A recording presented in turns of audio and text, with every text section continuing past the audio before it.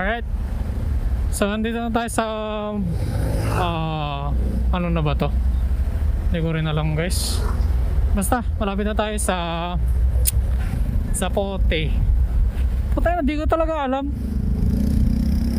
Wala bang ano dyan? Mukhang Bacoor na nga. Governor's Drive lang ka. Hindi. Zapote, Bacoor. What the f***?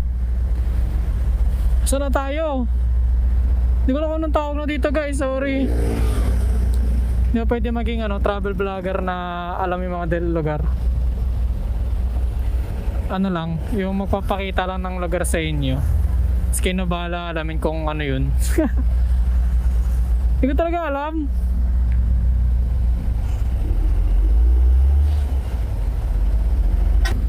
Bakit walang mga yung nila dito? Branch.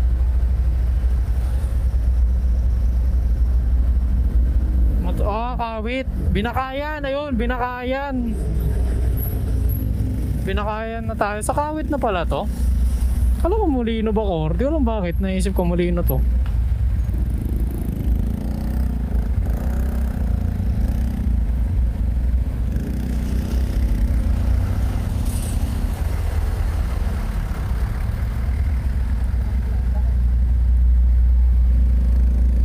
Binakayan. Okay, so nauna lang natin yung sasabihin. Pasa natin yung requirements. Then only then ay 4 na requirements na lang yun. Yung mabibigat pa. Ay, gagi, lupit ng lock nyo. Padlock. Secure. Ang top box mo pag ganyan talaga. Saan ba tayo? Palabas na tayo, alam ko eh. Nakikita na ako mga punong motor eh. Tapos ang sunod na ito, Kawit pa din eh. Sure ako Kawit pa din yun. Hindi pwedeng magturo talaga eh. Pero kapag ang tagal mo nang nandun eh. Yung daan na lang kasi mga kabisado ko, guys, hindi yung pangalan. Dati daw akong asfalto, sabi ng baby ko eh. Baka nga dati akong asfalto.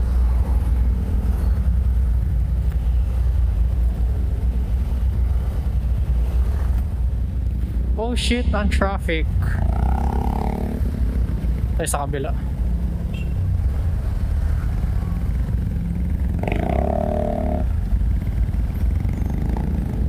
Gagi, ang init.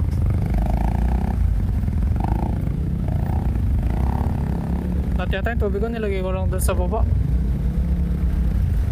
Kaso naka full face helmet. Kaya pala nagta-traffic. I see why.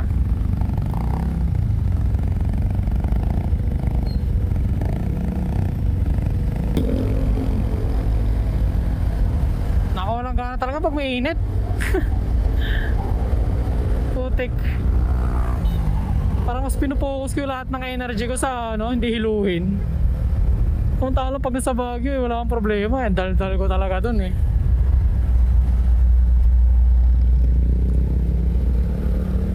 Sa mga makakapanood na ito, tingnan nyo yung mood ko na nandito pa sa baba. Kumpara nyo dun sa Baguio, ibang iba. May upload naman ako nung nandun pa tayo sa Baguio. Doon yung pagkumparahin. Habang nasa Baguio pa ako. Tapos yung ngayon. Tapos with the, after 4 months, 5 months, pabalik ako doon eh. Pagkumparahin. Pagkumparahin nyo ulit. Wisit. Matos na si Shiro. Ilang months na ba to? November yung first month. So December, January, March? Hindi, February, March. March 11. Ano na ba ngayon? 10. 4 months na siya bukas. 5,010 kilometers na natatakbo niya. Sheesh! Sabihin natin 1,000 per 1 month or 1,200 per 1 month, gano'n. 1.250 ganun, 1.3. Grabe. Yan ang gala. Ano naman kasi wala naman talaga, hindi naman talaga dapat tatasin ng ganyan bigla kung ano. Hindi ako akit ng Baguio for the past 30 days. 30 days ako nandun, pero hindi 30 days sa month. Yeah, I mean, hindi ako isang buong 30 days nandun. Siguro January hanggang February, pabalik-balik ako dun. Itong March lang ako natigil Siyempre, OJT na. So after natin doon, punta tayo sa SSMC Rosario. Pagkakuha natin ng medical natin, balik tayo sa sa tawag dyan? Barangay. So after natin sa barangay, punta na tayo ng McDo. Kunin kasi natin yung health card natin Rosario. Yeah. So after natin sa Rosario, punta na tayo sa barangay. So after ng barangay, balik tayo ng McDo. Siguro baka kumain muna sa bahay. Baka. Ewan ko. O tubig lang muna. Tapos after na lahat kain tayo sa bahay. Ewan ko. Tingnan natin. Basta ang mahalaga, mapasa natin ang papel today. Sa malaman na natin ang next step natin sa McDo.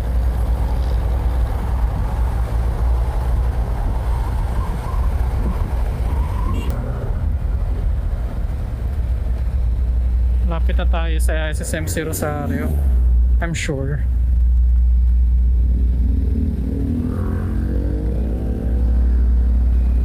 Oo, ganun lang pala kalaki yung bibilin kong box. Ayan na yan pero RX rin tatak. Is it bad? Is it good? Pero yan kasi yung box nung halos ganyan. Na-rebrand lang ng RXR. GB yata yun Ganyan yung box ng kapitbahay namin doon. Yung naka-Aerox. Alam ko 38 liters yan Pero pwede na yung 38 liters Malaki na din siya. Pwede. So nakuha ko na yung Widal for McDo. Tapos tayo naman ay pupunta sa barangay next.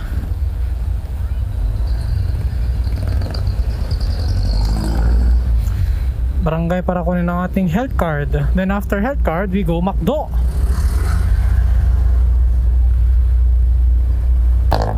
So nakuha natin yung Widal. So Widal parang basically summary of the results. Parang gano'n ko siya nakita kasi puro thyroid ba yun? Typhoid ba yun nakalagay ito? Typhoid A, B, C, D ba yun? Apat na negative. 4 rows, 4 columns. So ilan yun? 4, 8, 12, 16 tests. Pro negative lahat. Sa drug test yun. So siguro yun yung summary ng drug test. Basically negative lahat. Tapos yung medical, andyan na rin, nakuha ko na din. Next up, barangay.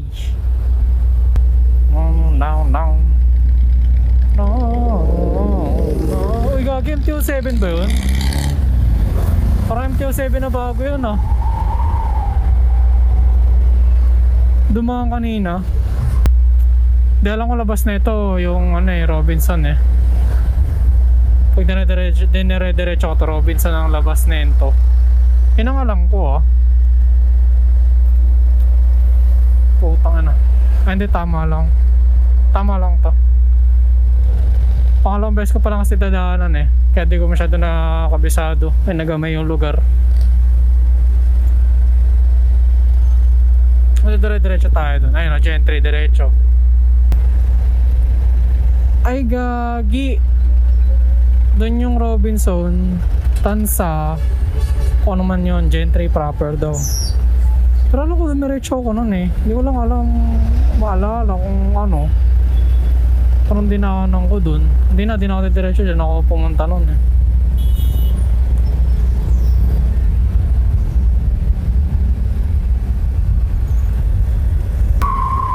So yung shortcut na dadaanan natin, ayun na, nakikita nyo may dumadaan-daan ng motor. Pakita ko na lang. Pero dyan may kakaliwaan tayo dyan, kanan, kakananan.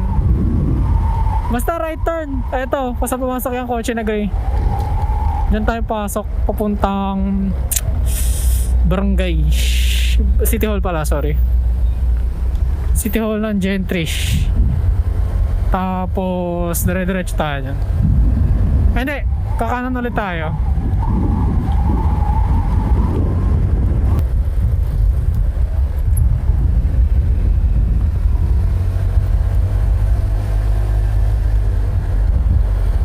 Tapos kunin lang natin yung health card. 100 daw yun, potang 100.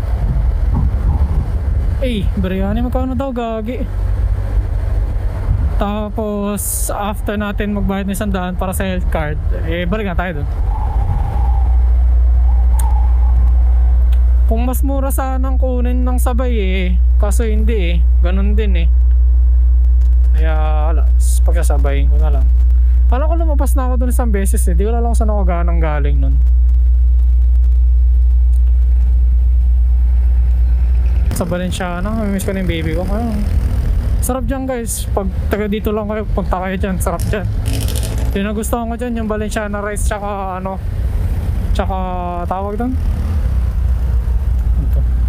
Tsaka Valenciana rice tsaka binagoongan, sarap.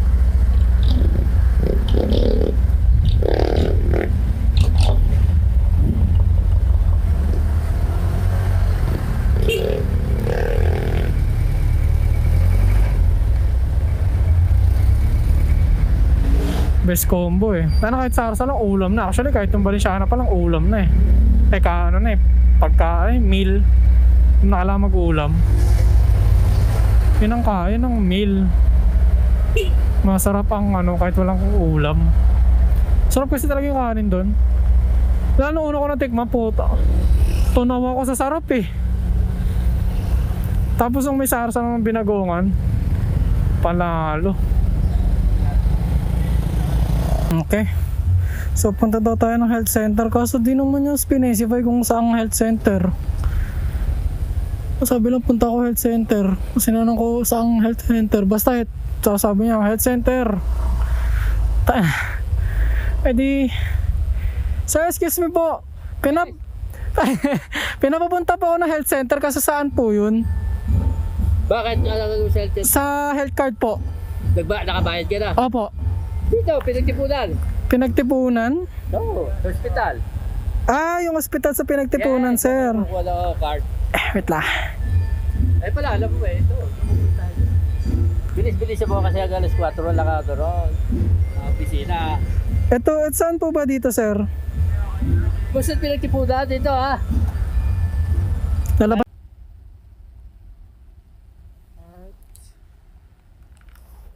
Alright. So, kakatapos lang natin sa OJT. Well, di natin